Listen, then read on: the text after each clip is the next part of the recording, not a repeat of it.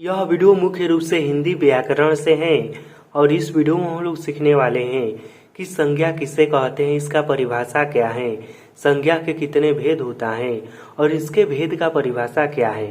कहने का मतलब कि संज्ञा के बारे में जितना भी पढ़ना है ना, वह सब कुछ हम लोग अच्छे से सीखने वाले हैं। यदि आप संज्ञा के बारे में सब कुछ अच्छे से सीखना चाहते हैं तो इस वीडियो को शुरू से लेकर अंत तक और ध्यान से जरूर देखिएगा। देखिए, इस वीडियो में मैं जो भी परिभाषा लिखा हूँ ना, वह दुनिया का सबसे आसान परिभाषा है। जी हाँ, इससे आसान परिभाषा आपको कहीं पर भी नहीं मिलेगा। तो इसी वीडियो को देखने के बाद ना आप संज्ञा के बारे में सब कुछ अच्छे से सीख भी जाएंगे। इतना आसान सभी परिभाषा है। तो यदि आप संज्ञा के बारे में सब कुछ अच्छे से सीखना चाहते हैं तो आपको क्या करना है, इस वीडियो को लाइक कर दीजिए और इस वीडियो को शुरू से लेकर अंत तक और ध्यान से देखना है। तो चलिए इस वीडियो को हम शुरू करते हैं। तो सबसे पहले हम यह समझ लेते हैं कि संज्ञा कहते किसे हैं। देखिए, संज्ञा को इंग्लिश में कहा जाता है नाउन। संज्ञा क्या है तो देखिए, संज्ञा किसी प्राणी, क्या तक कोई भी हो गया प्राणी, वस्तु, स्थान, भाव आदि के नाम को संज्ञा कहते हैं। संज्ञा का मैं परिभाषा यहाँ पर मात्र एक लाइन में लिखा हूँ और यह परिभाषा बहुत ही आसान है और न केवल आसान है बल्कि सटीक परिभाषा भी है। इस परिभाषा को कोई भी व्यक्ति गलत नहीं करेगा। यह परिभाषा क्या है कि किसी प्राणी, यहाँ पर देखिए प्राणी जो है ना, यह गलती से इस तरह से लिखा गया है। प्राणी जो है ना इस तरह से होगा, यहाँ पर जो है इस तरह से रहेगा। संज्ञा क्या है तो किसी प्राणी, वस्तु, स्थान, भाव आदि के नाम को संज्ञा कहते हैं।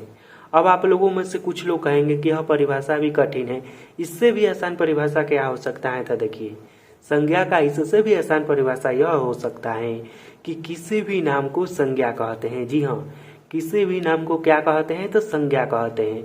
यह दुनिया का सबसे आसान परिभाषा है और इससे आसान परिभाषा कोई भी नहीं हो सकता है संज्ञा के बारे में। संज्ञा का परिभाषा क्या है कि किसी भी नाम को संज्ञा कहते हैं। आप कोई भी नाम सोचिए, वह क्या है, संज्ञा है। अब देखिए, यहाँ पर पहला मैं जो परिभाषा लिखा हूँ कि किसी प्राणी, प्राणी से कहने का मतलब कि कोई भी जीव जंतु हो गया या मानव हो गया, इन सब के नाम को संज्ञा कहते हैं। वस्तु से कहने का मतलब कि जितना भी वस्तु है दुनिया के, उन सभी के नाम को संज्ञा कहते हैं। स्थान से भी वही बात है और भाव से भी वही है। भाव में देखिए इस तरह के वस्तु आता है जिसे हम देख या छू नहीं सकते हैं, केवल महसूस कर सकते हैं।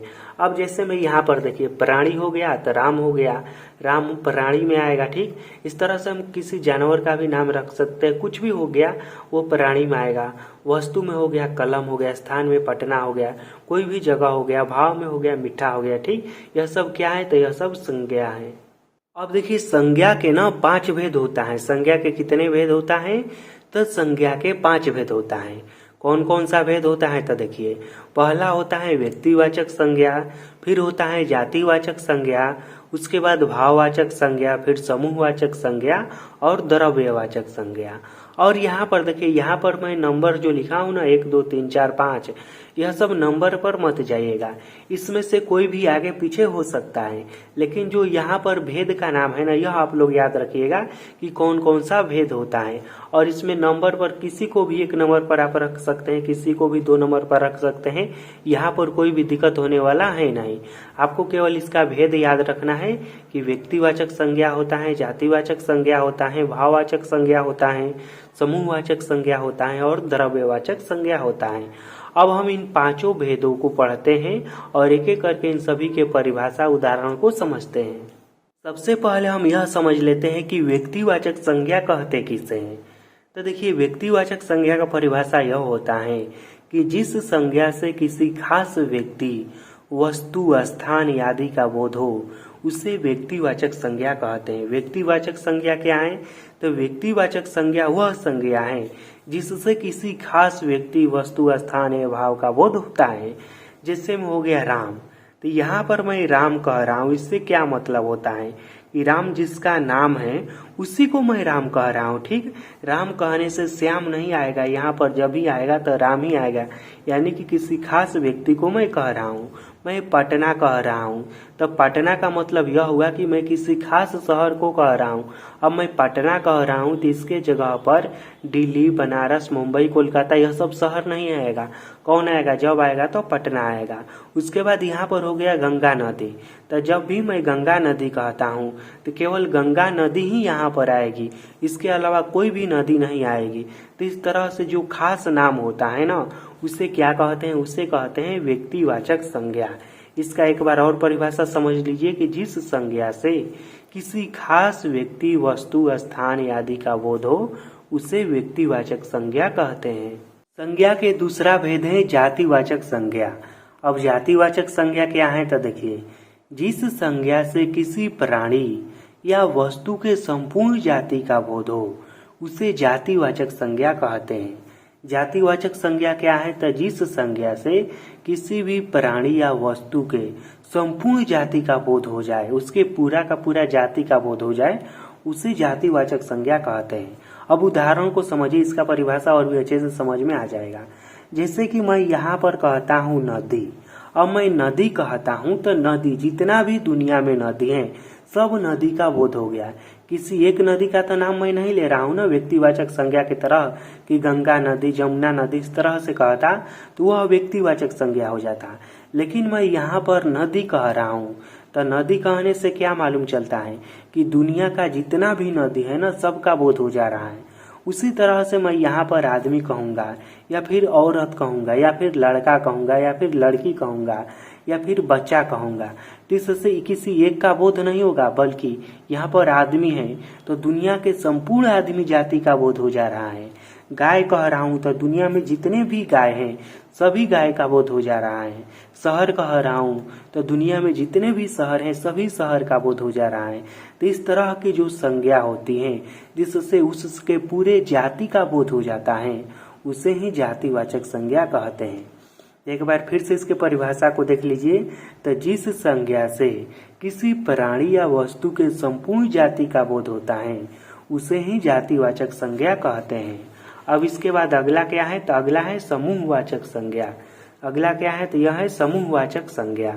अब समूहवाचक संज्ञा क्या है? तो इसका परिभाषा समझिए। देखिए, जिस संज्ञा से किसी समूह का बोध हो, उसे समूहवाचक संज्ञा कहते हैं। इसका भी परिभाषा बहुत ही आसान है, और मैंने आपको शुरू में ही बताया था कि मैं सबसे आसान जो परिभाषा होगा ना, वही मैं आपको बताऊंगा। तो समूहवाचक संज्ञा का परिभाषा क्या हो गया कि जिस संज्ञा से किसी समूह का बोध होता है, उसे समूहवाचक संज्ञा कहते हैं। जैसे कि भीड़ हो गया। अब मैं भीड़ कह रहा हूँ तो इसमें तो भीड़ में तो ऐसा नहीं ना होगा कि यहाँ पर एक व्यक्ति होगा या दो व्यक्ति होगा, ऐसा नहीं होता है। भीड़ में पूरा का पूरा समूह होता है। जुलूस हो गया, इसमें भी बहुत सारा समूह होता है। सभा हो गया, सेना हो गया, इन सब से किसका बोध होता है? तो इन सबसे समूह का बोध होता है। उसके बाद अगला संज्ञा है द्रव्यवाचक संज्ञा। क्या है? तो यह है द्रव्यवाचक संज्ञा। अब यह क्या है? तो देखिए, जिस संज्ञा से किसी तरल पदार्थ उस पदार्थ को कहते हैं जो बहने लायक होता है।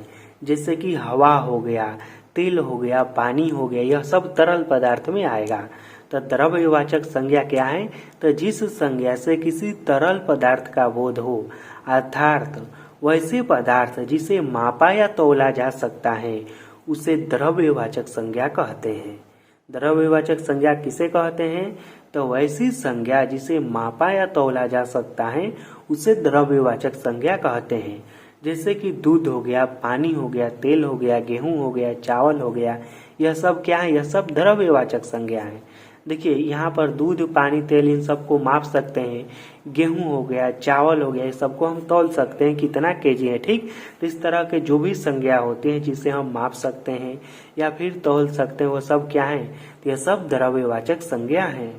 संज्ञा के पांचवा भेद है भाववाचक संज्ञा। क्या है? तो यह है भाववाचक संज्ञा। और भाववाचक संज्ञा क्या है, इसको समझिए। तो देखिए, जिस संज्ञा से किसी ऐसे चीज का बोध हो जिसे देखा या छुआ नहीं जा सकता है, केवल महसूस किया जा सकता है, उसे ही भाववाचक संज्ञा कहते हैं। भाववाचक संज्ञा किसे कहते हैं? तो देखिए, इसमें भाव शब्द आ रहा है ना, तो इसमें वैसी संज्ञा आती है जिसे हम देख भी नहीं सकते हैं और छू भी नहीं सकते हैं। यह भी परिभाषा बहुत ही आसान है। वैसी संज्ञा जिसे हम देख या छू नहीं सकते हैं, केवल महसूस कर सकते हैं, उसे ही भाववाचक संज्ञा कहते हैं। जैसे कि मिठास हो गया। अब कोई व्यक्ति कह रहा है कि यह बहुत मीठा है या मिठास है, इस तरह से, तो हम मीठा जो शब्द है इसे हम देख भी नहीं सकते हैं, छू भी नहीं सकते हैं, केवल महसूस कर सकते हैं कि हाँ यह मीठा है, यह तीता है, यह खट्टा है, इस तरह से। ठीक, उसके बाद खराब हो गया, इसको भी हम केवल महसूस ही कर सकते हैं। बुढ़ापा हो गया, जवानी हो गया, लड़कपन हो गया, यह सब क्या है? यह सब भाववाचक संज्ञा है। इसे हम देख या छू नहीं सकते हैं, केवल महसूस कर सकते हैं।